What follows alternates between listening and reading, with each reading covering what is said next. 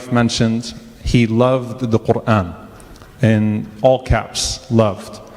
I ask Allah subhanahu wa ta'ala to have mercy on him, to forgive him for any of his shortcomings, to accept him as a shaheed, to comfort his young wife and young daughter, Raliya, that is left behind. May Allah subhanahu wa ta'ala care for them and take care of them. Allahumma ameen.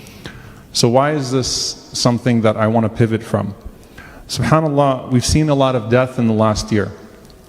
And one of the reminders that we've been trying to give frequently is to put your janazah in front of you and frame your life in accordance with your janazah. You've heard so many khutbahs at this point about death and janazah and how you want your janazah to be, over and over and over again. Because there were, several weeks continuously where after Jum'ah, for example, you would have a janazah.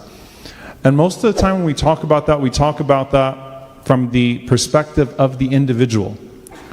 That as an individual, everything that you do in this life comes to a conclusion at that moment, and your page now is with Allah subhanahu wa ta'ala. And at that point, the Prophet sallallahu alaihi wasallam said, يَتْبِعُ الْمَيِّتْ ثَلَاث. The dead person is followed by three. Al-mal, wal-ahl, wal-amal. Your family, your wealth, your deeds. Two of them return and one thing stays. The family and the wealth leave you at the graveyard. Your a'mal, your deeds stay. And subhanAllah, one thing, it's like all the other people don't even count, subhanAllah, because at the end of the day, the opinion of your family about you is more valuable than the opinion of every other human being in the world put together.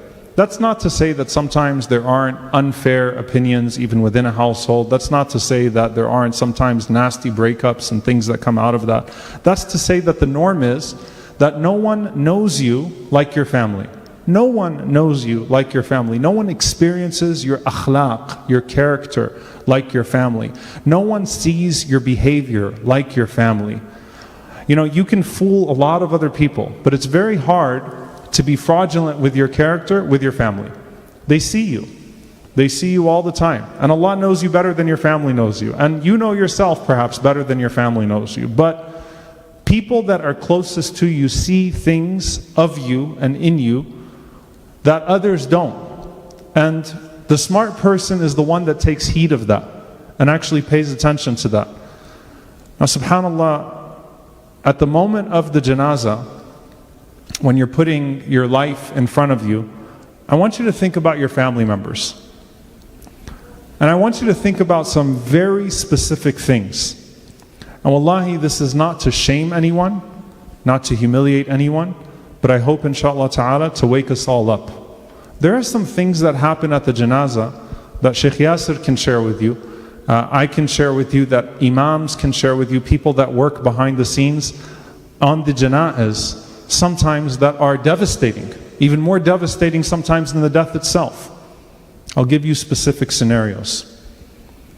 When you pass away and your family are handed, and I'm speaking especially to the married people here, handed your phone, handed your technology, look through your stuff. You know how devastating it is when the family finds something at your death? Think about that. I hope it actually scares some people to think about that. Right? They find things that were hidden at the time of death, and how difficult it is then to find any closure at that moment. It's a really hard thing to do, to try to counsel a family when they found things that were hidden from them at the time of death. It is a very, very, very hard task.